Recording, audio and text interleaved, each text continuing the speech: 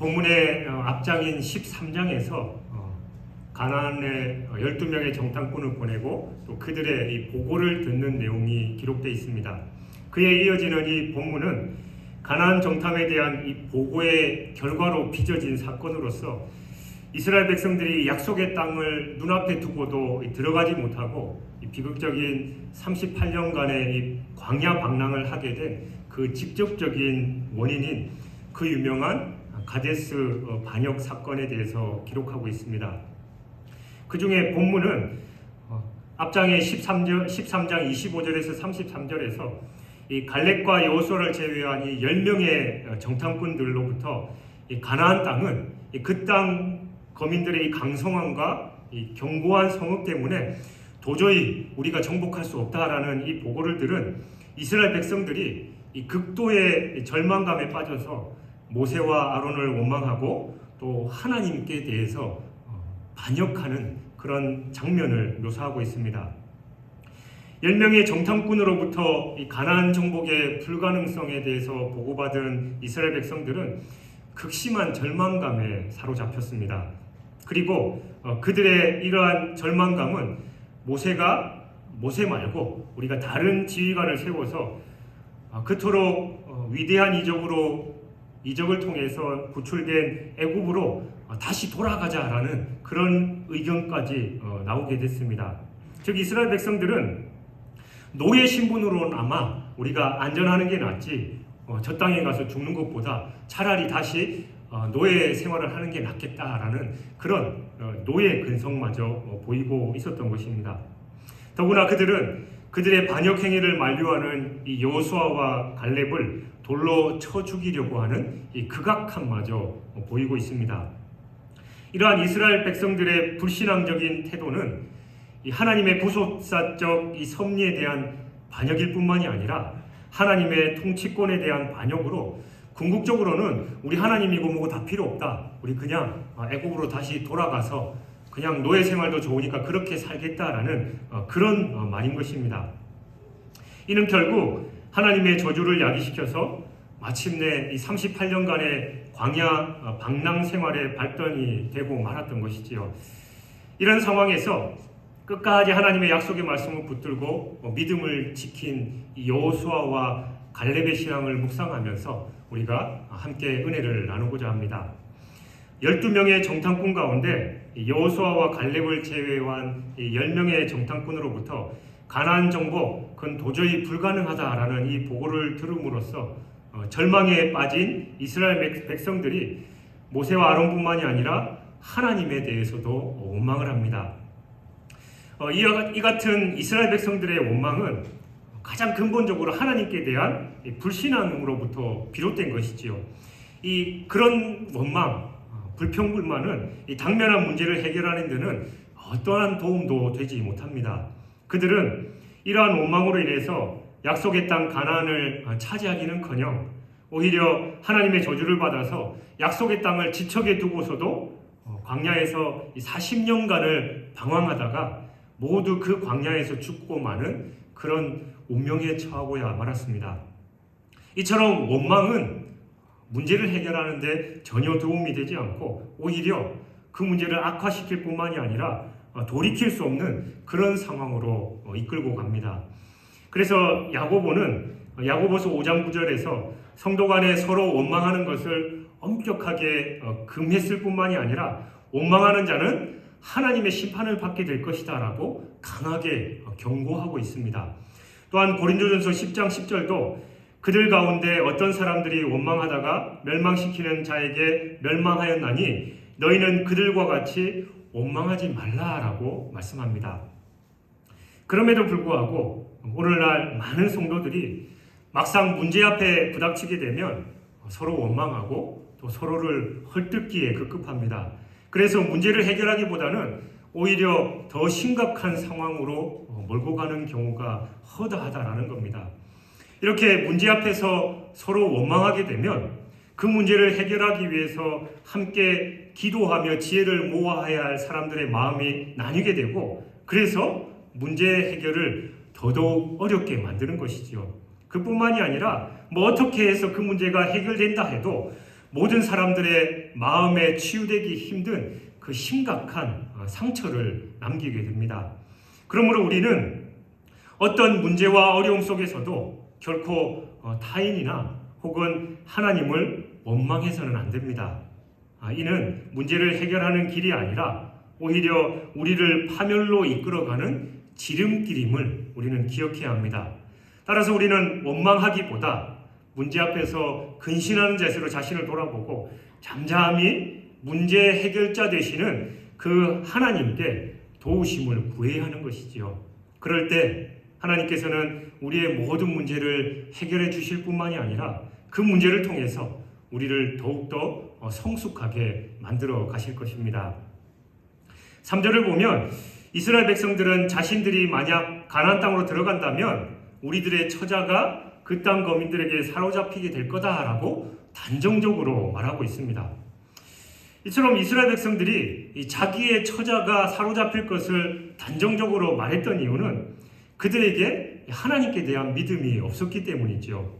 하나님에 대한 믿음이 없었기 때문에 그들은 자기들의 스스로의 능력으로 이 가나안 거민들과 싸우려고 했고, 그러다 보니까 이 객관적인 전력으로 훨씬 열세인 자신들을 보니 당연히 패할 것이고, 늘 그랬듯이 자기의 처자들이 포로로 잡혀갈 것이 불보듯 뻔한 일이라고 그렇게 생각했던 것입니다. 그러나 하나님께서는 그들의 단언을 무색하게 만드셨습니다. 즉 훗날 하나님께서는 그들이 이처럼 사로잡히게 될 것이다 라고 단언했던 그들의 자녀들은 당당히 가나안 땅에 진격해서 그 땅을 차지하게 하시고, 그들 자신은 오히려 광야에서 죽음을 맞게 하심으로써 그들 문제의 핵심이 자신들의 능력이 아니라 믿음 없는 것, 바로 하나님에 대한 신뢰를 하지 않은 것이다라는 것을 분명하게 보여주신 것입니다. 이처럼 하나님의 백성에게 있어서 문제의 핵심은 항상 나 자신이 얼마나 많은 능력을 가지고 있느냐가 아니라 하나님을 향한 믿음이 얼마나 크냐라는 것입니다. 아무리 많은 능력이 있다 해도 믿음이 없는 자는 항상 문제 앞에서 두려워하며 좌절할 수밖에 없지만, 비록 능력이 모자라고 부족하다 할지라도 하나님을 굳게 믿으면서 오직 하나님만을 의지하는 자는 그 어떤 문제 앞에서도 능히 담대할 수 있고 또 그 문제를 해결해 나갈 수 있다라는 것입니다. 태어날 때부터 하나님께 바쳐진 나시는으로서 이 엄청난 힘을 소유했던 삼손을 보십시오. 그는 비록 나귀 턱뼈 하나로 1000명을 죽일 만큼 엄청난 능력을 소유한 자였지만 하나님께 대한 온전한 믿음을 지키지 못했을 때 한낱 이방 여인의 유혹조차 이기지 못하고 이 민족의 운명이 걸린 이 중대한 비밀을 누설하게 됐다라는 겁니다. 그 결과 그는 자신의 모든 능력을 잃어버리고 이방인에게 사로잡혀서 이 눈까지 뽑히는 그런 신세가 되고 말았습니다. 반면에 베드로는 아주 평범한 어부 출신으로서 그의 인간적인 능력만 본다면 이 많은 사람을 제자로 삼아 가르쳐야 하는 이 사도의 직분 과연 감당할 수 있을까라는 그런 상황이었습니다. 그런 그가 예수 그리스도 안에서 오직 믿음으로 행했을 때 단 한 번 설교로 3,000명이 회개시키는, 3,000명이 주님께로 돌아오게 하는 이 놀라운 사도의 직분을 감당할 수 있었다라는 겁니다. 우리 성도들에게 있어서 문제 해결의 열쇠는 결코 인간적인 능력에 있는 것이 아닙니다. 그것은 오직 하나님께 대한 믿음에 있습니다. 하나님을 온전히 믿고 그를 의뢰할 때 우리는 아무리 어려운 문제라 할지라도 능히 해결할 수 있습니다. 그래서 예수님은 마가복음 9장 23절에서 우리에게 분명히 말씀하시지요. 할 수 있거든이 무슨 말이냐? 믿는 자에게는 능히 하지 못할 일이 없느니라. 그러므로 성도 여러분, 우리는 그 어떤 문제가 우리 앞에 닥칠지라도 결코 우리에게 능력이 없다라는 사실 때문에 좌절할 필요가 없습니다. 오히려 우리에게 능력이 없음을 인해서 더 큰 은혜를 베푸실 그 하나님을 바라보면서 기뻐하고 하나님께 찬양과 경배를 올려야 하는 것이지요. 그럴 때 하나님께서는 우리에게 그 문제를 능히 해결할 수 있는 충만한 능력을 부어주실 것입니다. 6절을 보면 갈렙과 여호수아가 옷을 찢었다라고 기록하고 있습니다. 그는 이 하나님을 원망할 뿐만이 아니라 자신들을 위해서 다른 지휘관을 세우고 다시 애굽으로 돌아가겠다라고 이 구체적이고 적극적인 이스라엘 백성들의 이 반역 행위에 대한 이 갈렙과 여호수아의 이 분노를 표출하는 그런 장면입니다. 갈렙과 여호수아의 이와 같은 분노는 결코 그들의 육신적인 혈기로부터 말미암은 것이 아닙니다. 이것은 오직 하나님을 향한 그 사랑과 그 하나님의 뜻을 세우기 위한 적극적인 의지에서 나온 의분이었던 것이지요. 이처럼 하나님의 백성들은 하나님의 뜻에 어긋나는 불의한 일을 볼 때 당연히 마땅히 분노할 줄 알아야 합니다. 만약 그 불의한 일을 보고도 분노할 줄 모른다면 그것은 곧 정의를 사랑하지 않는 것이고 심지어는 그 불의에 동조하는 것이 될 수도 있습니다. 불의를 보고도 분노하지 않는 것은 결코 온유한 것이 아닙니다. 성경이 말하는 온유란 결코 불의 앞에서 침묵하는 것을 의미하지 않습니다. 온유함이 지면의 모든 사람보다 더했다라고 했던 그 모세를 보십시오. 모세는 이스라엘 백성들이 금송아지 우상을 만들고 뛰노는 것을 봤을 때 크게 분노해서 하나님께서 주신 그 증거판을 산 아래로 던져서 깨뜨려 버렸습니다. 또한 당신 스스로 나는 마음이 온유하고 겸손하다라고 말씀하신 예수님은 어떻습니까? 외식하며 불의를 행했던 이 바리새인들과 서기관들을 향해서 분노하셔서 독사의 자식이라는 표현을 쓰셨고 탐심으로 성전을 더럽히는 장사꾼들을 내쫓으시면서 돈 바꾸는 자들의 상과 또 비둘기 파는 자들의 의자를 다 둘러 엎으셨습니다. 마찬가지로 우리도 불의에 대해서 침묵하거나 정의롭지 못한 일을 그냥 눈 감아줘서는 안 됩니다. 이것은 결코 성경의 가르침을 따르는 그 성도들의 태도가 아닙니다. 우리 성도들은 오직 하나님의 기준으로 세상을 보고 그 기준에서 어긋나는 모든 불의에 대해서 분노할 줄 알아야 합니다. 그래서 그 불의를 지적하며 적극적으로 그 불의와 싸워 나가야만 하는 것이죠.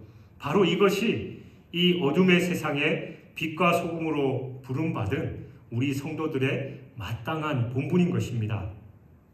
그리고 8절을 보면 여호수아와 갈렙은 하나님이 이스라엘 백성들을 기뻐하시면 그들을 적과 꿀이 흐르는 가나안 땅으로 인도하여 들이시고 그 땅을 그들에게 주실 것이다 라고 이스라엘 백성들에게 말하고 있습니다. 즉 이스라엘 백성들에게 가나안 땅을 약속하신 하나님께서 모든 것을 하실 수 있는 전지전능하신 분이시기 때문에 이스라엘 백성이 가나안 땅을 차지하는 것은 우리 이스라엘 백성의 능력이 있느냐 없느냐의 문제가 아니라 오직 하나님께서 그들을 기뻐하시냐 그렇지 않느냐의 문제다라고 말하고 있는 것이죠. 하나님께서 약속하신 것을 차지하느냐 그렇지 못하느냐 하는 것은 결코 그 약속을 받은 자의 능력이 있느냐 없느냐에 달려있는 것이 아니다라는 겁니다. 그것은 오직 그가 하나님이 기뻐하시는 자냐 아니면 그렇지 못하느냐에 달려있는 것입니다. 그렇다면 과연 어떤 자가 하나님께서 기뻐하시는 자인가? 히브리서 기자는 오직 하나님을 믿는 자라고 말하고 있습니다. 즉 히브리서 11장 5절에서 말하는 에녹과 같이 하나님을 믿고 하나님과 동행하는 자가 하나님께서 기뻐하시는 자다라는 것이죠. 어디 에녹뿐이겠습니까? 하나님을 기뻐하시는 자들은 그 누구를 막론하고 철저하게 하나님을 믿고 또 그 믿음에 따라 행동하는 사람들이었습니다. 아브라함을 보십시오. 창세기 15장 6절에서 하나님께서는 그가 하나님을 믿었던 그 믿음으로 그를 의로 여기셨다라고 말씀합니다. 또 야곱은 어떻습니까? 그는 실상 인간적인 기준에서 본다면 결코 의인의 반열에 들어갈 수 없는 한없이 부족한 자였습니다. 그는 아주 치졸한 방법으로 형 에서의 장자권을 빼앗았고 또 축복권마저 훔쳤을 뿐만이 아니라 그의 아내와 자녀들에게 극도의 편애를 함으로써 자식들에게 마음의 상처를 입히는 그런 사람이었습니다. 그럼에도 불구하고 하나님께서 그를 기뻐하시고 또 그로 하여금 하나님의 언약 백성의 조상이 되게 하신 것은 오직 그가 하나님을 믿고 또 그 믿음을 따라 행했기 때문이지요. 이처럼 하나님을 믿고 또 그 믿음을 따라 행하는 자가 바로 하나님께서 기뻐하시는 자입니다. 그리고 이렇게 하나님을 기쁘시게 하는 자만이 하나님께서 약속하시는 그 하나님의 축복을 차지할 수가 있다라는 것이죠. 그러므로 여러분, 우리는 오직 하나님을 온전히 믿고 또 그 믿음을 따라 행함으로 하나님을 기쁘시게 하는 자들이 되시길 주님의 이름으로 축원합니다. 결코 인간적인 생각이나 계산으로 하나님의 일을 판단하거나 의심하지 마십시오. 아무리 어려운 일이라 할지라도 또 아무리 불가능하게 보이고 말도 되지 않는 것처럼 여겨지는 일이라 할지라도 오직 모든 상식과 가능성을 초월해서 역사하시는 그 하나님을 굳게 믿고 그 믿음대로 행하는 여러분이 되시기 바랍니다. 그럴 때 우리는 반드시 그 모든 상식과 가능성을 뛰어넘어서 놀라운 하나님의 능력을 목도하고 또 하나님의 은혜와 복을 누리게 될 것입니다. 9절을 보면 여호수아와 갈렙은 가나안 거민들을 우리의 먹이다라고 말합니다. 이는 여호수아와 갈렙을 제외한 10명의 정탐꾼들이 우리가 그들 앞에서 보니까 우리는 메뚜기 같은 존재다라고 표현했던 것과는 완전히 대조적인 표현입니다. 여호수아와 갈렙이 이처럼 다른 모든 정탐꾼들이 두려워했던 그 가나안 거민들을 두려워하지 않고 오히려 옛날 성경 표현으로 그들은 우리 밥이다라고 이렇게 하찮게 여길 수 있었던 그 이유가 무엇이었을까요? 마치 상황을 제대로 파악하지도 못하고 그냥 자기 마음대로 과대평가하는 그런 단순한 생각에서 비롯된 그런 고백은 아니었습니다. 그것은 바로 9절에 그들의 보호자는 그들에게서 떠났고 여호와는 우리와 함께 하시느니라 라는 이 확고한 믿음이 있었기 때문입니다. 이처럼 하나님께서 우리와 함께 하신다라는 이 확고한 믿음의 눈으로 볼 때 우리는 아무리 큰 문제도 능히 해결할 수 있는 작은 것에 불과하다는 사실을 깨닫게 되는 것이죠. 아무리 큰 문제도 그보다 더 큰 하나님의 능력을 믿기 때문입니다. 열왕기하 6장 14절에서 17절에 기록되어 있는 이 엘리사를 잡기 위하여 성문을 둘러싸고 있는 이 수많은 아람 군대를 보고 두려움에 떨었던 엘리사 사환을 보십시오. 그는 이 육신의 눈으로 아람 군대를 봤을 때 이 수많은 말과 병거와 군사들로 인해서 두려워서 덜덜 떨 수밖에 없었습니다. 그러나 엘리사에 의해서 신령한 눈이 열렸을 때 그는 이 아람 군대보다 훨씬 더 많은 불말과 불병거가 이 엘리사를 둘러싸고 있는 그것을 보고 두려워할 필요가 없구나라는 그 사실을 깨닫게 되었습니다. 신령한 눈, 곧 믿음의 눈으로 보면 우리와 언제나 함께 하시면서 우리를 눈동자같이 지키시고 계시는 그 하나님을 볼 수 있습니다. 그래서 그 하나님을 인해서 우리에게 닥친 그 어떠한 문제도 우리에게 문제가 될 수 없다라는 것을 깨닫게 되는 것입니다. 생각해 보십시오. 전능하신 하나님 앞에서 해결될 수 없는 큰 문제가 있을 수 있겠냐라는 겁니다. 결코 있을 수 없습니다. 그럼에도 불구하고 우리가 문제 앞에서 두려움에 떨면서 우왕좌왕하는 것은 우리의 믿음, 우리가 믿음의 눈이 없기 때문이다라는 것이죠. 그러므로 성도 여러분, 우리는 이제 믿음의 눈으로 문제를 볼 줄 아는 믿음의 용사들이 되어야 합니다. 결코 인간적인 시각으로는 문제를 보지 말고 그 문제를 보고 낙심하지 말고 오직 하나님께서 언제나 우리와 함께 하시면서 우리에게 도움을 주신다라는 확고한 믿음 안에서 모든 문제를 바라봐야 합니다. 그럴 때 그 문제는 우리가 능히 감당할 수 있는 지극히 작은 단순한 문제에 불과하게 되는 것입니다. 하나님의 말씀에 의지해서 가나안 정복을 주장하는 이 여호수아와 갈렙을 이스라엘의 온 회중이 돌로 들어서 치려고 했습니다.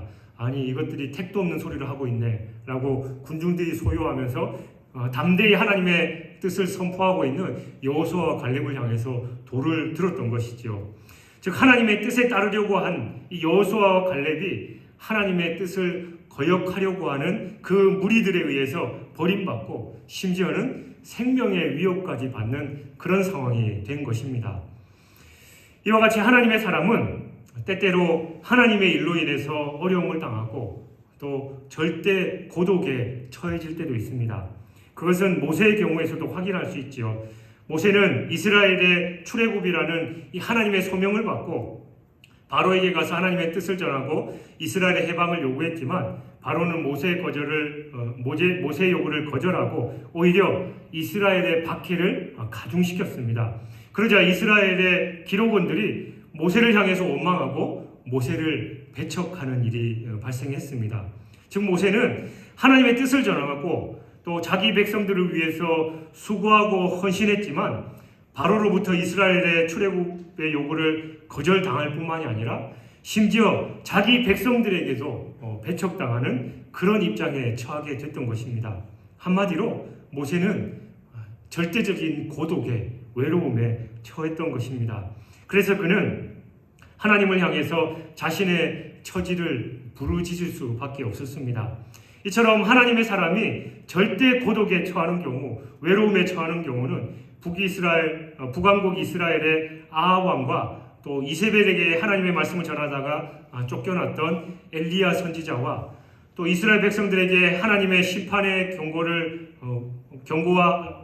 하고 회개를 외쳤지만 배척당했던 예레미야 선지자, 그리고 자기 백성들을 구원하기 위해서 오셨으나 그들에게 버림받고 십자가에 못 박혀 죽으신 예수님에게서도 우리는 발견할 수 있습니다. 하나님의 일을 하고 또 하나님의 뜻에 충성해서 나갔지만 많은 사람들이 그들을 배척하고 오히려 생명의 위협까지 느끼는 그런 경우가 성경에 많이 기록되어 있다는 겁니다. 이처럼 하나님의 사람은 세상에서 때로는 외면당하고 고독하게 되고 홀로 있는 그런 외로움에 처할 때도 분명히 있습니다. 여러분도 하나님의 일을 하다 보면 그러한 고독과 외로움을 느끼실 때가 참 많이 있지요. 나는 이렇게 하나님에 의해서 열심히 하는데 다른 사람들은 오히려 나를 격려해 주기보다 나를 핍박하고 이리저리 말이 많은 걸 보면 마음이 상하고 힘들고 어려울 때가 분명히 있습니다. 이것은 당연한 일이고 어떻게 보면 불가피한 일일 수도 있습니다. 왜냐하면 하나님의 사람이 하나님의 일을 할 때는 필연적으로 하나님과 하나님의 사람과의 원수인 사탄의 역사도 강하게 임하기 때문입니다. 그러나 여러분, 우리는 하나님의 일을 하다가 절대 고독과 외로움에 처한다 할지라도 실망하거나 낙심하면 안 됩니다. 왜냐하면 하나님께서 우리와 함께 하시기 때문입니다. 사람들은 다 우리를 버린다 할지라도 하나님은 우리를 버리시지 않고 우리와 함께 하시고 보호하시고 또 우리를 친히 위로해 주십니다. 자기 백성들에게 배척받은 모세와 함께 하시며 위로하신 하나님, 백성들을 돌로 치려하는 여호수아와 갈렙을 보호하신 하나님, 박해받는 엘리야와 또 예레미야 선지자를 지키시고 위로하신 하나님, 또 죽음의 공포 앞에서 홀로 고민하며 피가 땀이 되도록 기도하셨던 예수님께 사자를 보내셔서 도우셨던 그 하나님께서는 또한 우리와 항상 함께 하시면서 도우시고 위로하십니다. 그러므로 우리는 이 하나님의 위로의 손길과 도우시며 보호하시는 은혜를 힘입어서 더욱 낭망하거나 좌절하지 않고 하나님께서 우리에게 맡기신 그 일을 충성되이 감당하기만 하면 된다라는 것이죠. 이스라엘 온 회중이 여호수아와 갈렙을 돌로 치려하는 동시에 여호와의 영광이 회막에서 이스라엘 자손들에게 충만히 나타났습니다. 이는 하나님을 의뢰하는 자들에 대한 이 하나님의 절대적인 보호를 보여주는 그런 장면입니다. 즉 하나님께서는 당신을 온전히 신뢰하고 또 당신의 뜻에 순복할 것을 온 이스라엘 백성들에게 공고했던 이 여호수아와 갈렙을 이스라엘 백성들이 돌로 치려고 하자 그들을 보호하시기 위해서 당신의 영광을 이스라엘 자손들에게 나타내신 것입니다. 이처럼 하나님께서는 당신을 의뢰하는 자들을 어떠한 위기와 환난 가운데서도 절대적으로 보호해 주십니다. 하나님께서는 결코 당신을 의뢰하는 자들을 그저 고아와 같이 내버려 두시고 외면하시는 분이 아니십니다. 다니엘의 세 친구 사드락과 메삭과 아벳느고를 보십시오. 하나님께서는 믿음을 지키다가 극렬히 타는 풀무불에 던져진 그들의 옷깃 하나도 상하지 않도록 보호해 주셨습니다. 또 하나님을 믿음을 지키다가 사자굴에 던져진 다니엘도 사자의 입을 봉해서 구해 주셨습니다. 또 하나님께서는 이스라엘의 박해를 피해서 숨어 있던 엘리야에게 3년 반의 기근 동안 까마귀와 또 사르밧 과부를 통해서 먹을 것을 공급하셨으며 그가 이세벨의 칼날을 피해서 도망하다가 광야길에서 기진해 있을 때 친히 천사를 보내셔서 돌보게 하셨습니다. 하나님은 당신을 의뢰하는 자를 절대적으로 보호하시는 분이십니다.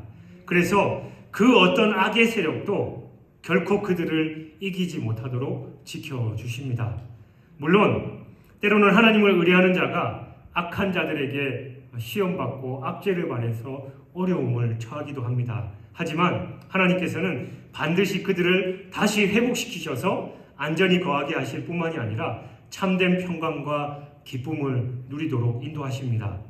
혹 그들의 생명이 끊어졌다 할지라도 그들을 다시 살리셔서 당신과 더불어 영생복락을 누리게 하시는 분이 바로 우리 하나님이십니다. 그래서 시편 기자는 시편 125편 1절에서 여호와를 의지하는 자는 시온산이 흔들리지 아니하고 영원히 있음 같도다라고 노래했습니다. 그러므로 여러분, 우리는 오직 하나님을 의뢰하는 자들이 되어야 합니다. 환난과 위험이 닥쳐올수록 더더욱 그리해야 합니다.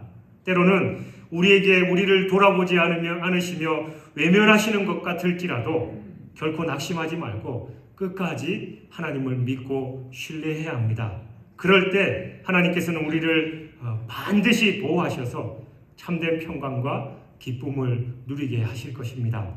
사랑하는 여러분, 우리는 본문에서 자신의 능력으로 해결할 수 없는 이 커다란 문제 앞에서 서로 다른 태도를 취하는 두 부류의 사람들을 살펴봤습니다. 그 첫 번째 부류의 사람들은 하나님께 대한 믿음이 없었던 이 10명의 정탐꾼들과 그들에게 현혹된 이스라엘 백성들로서 그 문제가 자신들의 능력으로는 도저히 해결될 수 없는 문제임을 깨닫고 좌절하고 포기하면서 다른 사람들을 원망하는 듯 이 자기 파괴적인 행동을 하는 그런 사람들입니다. 그들은 결국 자기 스스로가 주체가 되어서 돌이킬 수 없는 그 파멸의 길로 가고 말았습니다. 그러나 또 다른 한 부류의 사람들인 여호수아와 갈렙은 하나님을 온전히 믿는 자들로서 그 문제 앞에서 하나님의 약속의 소망을 바라보고 믿음이 흔들리지 않고 끝까지 하나님을 신뢰했습니다. 그래서 그들은 오히려 다른 사람들을 격려하고 마침내 그들의 소망대로 가나안 땅을 차지할 수 있었습니다. 이처럼 하나님께 대한 믿음이 있느냐 없느냐에 따라서 그 문제를 대하는 태도뿐만이 아니라 그에 따른 결과는 완전히 달라지게 되는 것입니다. 믿음이 있는 자들은 하나님의 약속을 바라보며 결코 좌절하지 않으므로 마침내 하나님께서 주시는 그 놀라운 축복을 누리게 됩니다. 하지만 하나님을 믿지 않고 오직 자신을 의지하면서 살아가는 자들은 문제 앞에서 결국 좌절하고 스스로 자멸하게 되고야 마는 것입니다.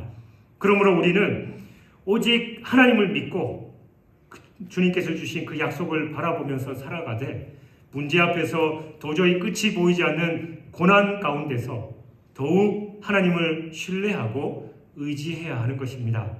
그럴 때 하나님께서는 반드시 그 모든 문제와 고난을 이기게 하시고 마침내 하나님의 크신 영광과 축복의 자리에 우리를 참여하도록 인도하실 것입니다. 사랑하는 여러분, 오늘도 변함없는 그 하나님의 약속을 바라보시면서 하나님을 온전히 신뢰하고 어떤 상황과 형편 속에서도 믿음 잃지 않고 흔들리지 않아 저 소망을 바라보며 힘차게 달려가는 저와 여러분이 되시길 주님의 이름으로 축원합니다.